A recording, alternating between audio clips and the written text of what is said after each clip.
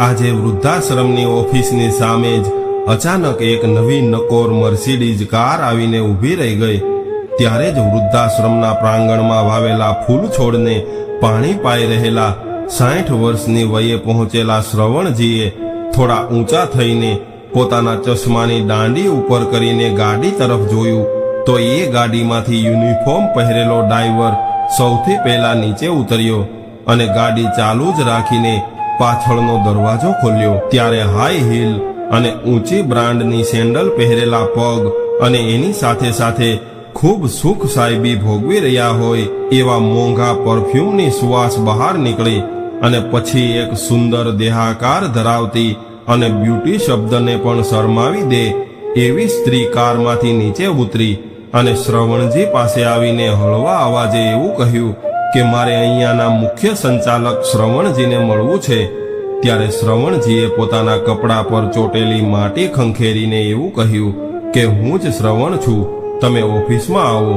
ત્યારબાદ ઓફિસમાં ગયા અને ત્યાં જઈને શ્રવણજીએ આગ્રહ કર્યો કે તમે શું લેશો, ચા, કોફી કે ઠંડુ? ત્યારે એ સ્ત્રી કહેવા લાગી કે બસ કાંઈ નથી લેવું, તમે પૂછ્યું એટલે આવી ગયું। ત્યારબાદ એ સ્ત્રી ઓફિસમાં આમ તેમ નજર કરવા લાગી અને કહેવા લાગી કે માનો ખોળો, ખૂબ સરસ નામ છે, તમારી સંસ્થાનું નામ તો અદ્ભુત છે। આવું કહીને એણે પોતાની વાત શરૂ કરી। ત્યારે શ્રવણજી કહેવા લાગ્યા કે હા, અમે અહીંયા નિરાધાર, લાચાર, રોગિષ્ટ અને જરૂરિયાતમંદ માતાઓની વૃદ્ધાવસ્થાનો ટેકો બનવાનો પ્રયાસ કરીએ છીએ। શ્રવણજીએ આવો જવાબ આપ્યો એટલે થોડીવાર માટે શાંતિ પથરાઈ ગઈ। ત્યારબાદ શ્રવણજીએ પૂછ્યું કે આપનો આ સંસ્થાની મુલાકાત લેવાનો હેતુ શું છે, તમે મને જણાવી શકો છો? શ્રવણજીએ આવું પૂછ્યું એટલે એ સ્ત્રી થોડીવાર માટે ખામોશ રહી અને ત્યારબાદ કહેવા લાગી કે મારું નામ શિવાની છે અને હું અહીંયા મારી સાસુમાને મૂકવા આવી છું। આ સ્ત્રીએ આટલું કહ્યું ત્યાં તો એના પર્સમાં એના ફોનની રિંગ વાગી એટલે એણે પર્સમાંથી ફોન કાઢ્યો અને પોતાના ખૂબ મોંઘા ફોન પર હળવેકથી આંગળી ફેરવી અને સામેથી આવતા અવાજની કોઈ પરવા કર્યા વગર જ કહેવા લાગી કે હા વિવેક, હું અહીંયા પહોંચી ગઈ છું, એટલે તું ચિંતા ન કરતો, માની તબિયત અત્યારે સારી છે અને અહીંયા જગ્યા પણ ખૂબ સારી છે। બસ હવે અમારી મીટિંગ પૂરી થાય એટલે તને ફોન કરું છું। આટલું કહીને એણે ફોન કટ કરી દીધો। આ સ્ત્રીની આવી વાત સાંભળીને શ્રવણજી બધું સમજી ગયા હતા એટલે એણે તરત જ એક ફોર્મ આપ્યું અને કહેવા લાગ્યા કે પહેલા તમે આ ફોર્મ ભરી દો, કેમ કે આ માનો ખોળો છે અને માનો ખોળો ખૂબ વિશાળ છે। કોઈ ગરીબ હોય કે અમીર હોય, અહીંયા બધાને આશરો મળે છે, એટલે તમે ચિંતા ન કરતા। શ્રવણજીએ માર્મિક ટકોર કરીને ફોર્મ એની સામે મૂકી દીધું એટલે એ સ્ત્રી કહેવા લાગી કે જુઓ, તમે જે સમજી રહ્યા છો એમાં થોડો ફરક છે। અમે લોકો અમારી ફેમિલીમાં ફક્ત 3 વ્યક્તિ છીએ, હું, મારા હસબન્ડ અને મારી સાસુમાં। હું અને મારા પતિ અમે બંને જોબ કરીએ છીએ અને અમારે બંનેએ 2 વર્ષ માટે અમેરિકા જવાનું છે। અમેરિકા જઈને અમે થોડા મહિનામાં ત્યાં સેટ થઈ જઈશું। ત્યારબાદ અમે મારી સાસુમાને પણ ત્યાં બોલાવી લઈશું। જો કે મારી સાસુ પણ હાઈકોર્ટમાં વકીલ રહી ચૂક્યા છે અને 2 વર્ષ પહેલા જ અચાનક એને બીપી વધવાથી બ્રેન સ્ટ્રોક આવ્યો હતો અને ત્યારથી જ એ લકવાની હાલતમાં છે, એટલે એ કંઈ બોલી શકતા નથી અને એની કોઈ પણ ક્રિયા પર એનો કોઈ કંટ્રોલ નથી। એની આવી હાલતના લીધે જ અમે એને શરૂઆતમાં અમારી સાથે અમેરિકા લઈ જઈશું તો ત્યાં અમે એને સાચવી નહીં શકીએ। એક તરફ અમારું કેરિયર છે અને બીજી તરફ મારા સાસુની આવી હાલત છે। જો કે મારા પતિ તો આ વાત માટે તૈયાર નહોતા, પરંતુ મારે એને ખૂબ સમજાવવા પડ્યા। અમે લોકોએ તમારી સંસ્થા વિશે ખૂબ તપાસ કરી, ત્યારબાદ આ નિર્ણય પર પહોંચ્યા છીએ। અને હા, તમે પૈસા બાબતે કોઈ પણ પ્રકારની ચિંતા કરતા નહીં, કેમ કે મારા સાસુ માટે અમે તમે કહેશો એટલા પૈસા ચૂકવી દઈશું। આવી રીતે વાત કરતા કરતા શિવાનીએ ફોર્મ ભરીને શ્રવણજીને પાછું આપી દીધું। હવે ફોર્મ તપાસતા તપાસતા શ્રવણજી કહેવા લાગ્યા કે વિવેક, ખૂબ સરસ નામ છે તમારા પતિનું, મારી માને પણ આ નામ ખૂબ ગમતું હતું। ત્યારે જ શિવાની કહેવા લાગી કે શ્રવણ નામ પણ ખૂબ સારું છે અને આ નામ તો દરેક માને ગમે એવું છે. આવી રીતે શિવાનીએ શ્રવણજીને સામો ઉત્તર આપ્યો. શ્રવણ ખાલી નામ નહીં, પરંતુ આ શ્રવણ જેવો દીકરો પણ બધી જ માને ગમે છે. શ્રવણજીએ આવું કહ્યું ત્યારે જ એક ખૂબ વૃદ્ધ દાદીમાં લાકડીના ટેકે ટેકે ઓફિસની અંદર આવ્યા. ત્યારે શ્રવણજી એ માજીને જોઈને તરત જ ખુરશી પર ઊભા થઈ ગયા અને કહેવા લાગ્યા કે માં, તમે અત્યારે ઓફિસમાં કેમ આવ્યા છો? તમે આરામ કરો ને. આવું સાંભળ્યું એટલે શિવાની કહેવા લાગી કે અરે વાહ, આ તમારા મમ્મી છે. બા, તમે ભલે વૃદ્ધ થઈ ગયા હોય, પરંતુ હજુ પણ મજબૂત લાગો છો. ત્યારબાદ શિવાનીએ બાને પ્રણામ કર્યા એટલે બાએ એને આશીર્વાદ આપ્યા અને કહેવા લાગ્યા કે શ્રવણ જેવા દીકરા હોય ને તો માને રોજ અડધો શેર લોહી વધે. બાએ પણ આશીર્વાદની સાથે સાથે શ્રવણજીના વખાણ કર્યા.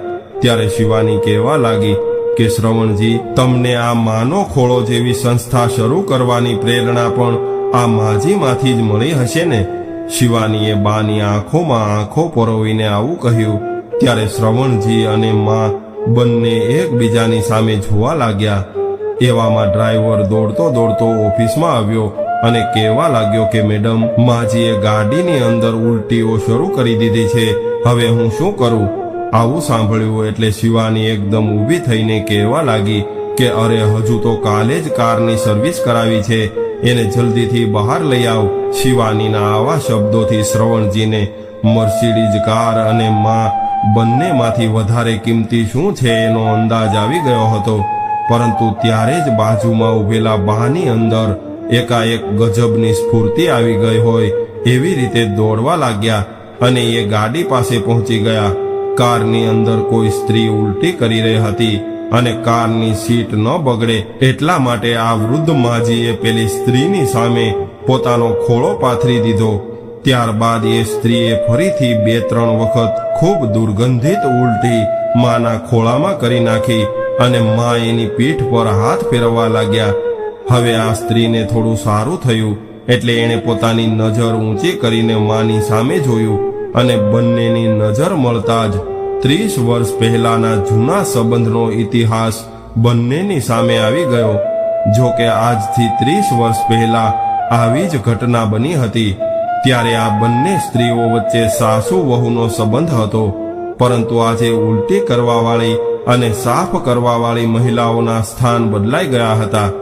30 વર્ષ પહેલા શ્રવણજીની માતા ખૂબ બીમાર હતા અને એક દિવસ શ્રવણજીની પત્ની સરિતાના ખોળામાં બાથી અચાનક જ ઉલટી થઈ ગઈ હતી અને ત્યારે સરિતાએ તો ઘરની અંદર હંગામો મચાવી દીધો હતો. સરિતા શ્રવણજીને કહેવા લાગી કે હું અહીંયા સાસરે આખી જિંદગી તમારી માતાની સેવા કરવા માટે નથી આવી. હું તો હવે કંટાળી ગઈ છું અને તમારું નામ જેણે પણ રાખ્યું છે એ બરાબર છે. તમારે તો બસ તમારી માની સેવા જ કરવાની છે. હું તો આ બધાથી ત્રાસી ગઈ છું.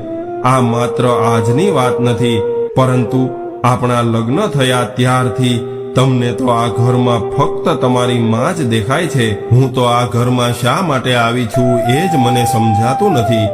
લગ્ન બાદ 7 વર્ષમાં એકેય વાર ક્યાંય બહાર ફરવા નથી લઈ ગયા અને હોટલમાં જઈએ તો પેલા ઘરે તમારી માની રસોઈ બનાવવાની અને ત્યારબાદ એને જમાડીને હોટલમાં જવાનું. અરે, મારી ઓફિસની એકેય પાર્ટીમાં તમે ક્યારેય મારી સાથે આવ્યા નથી.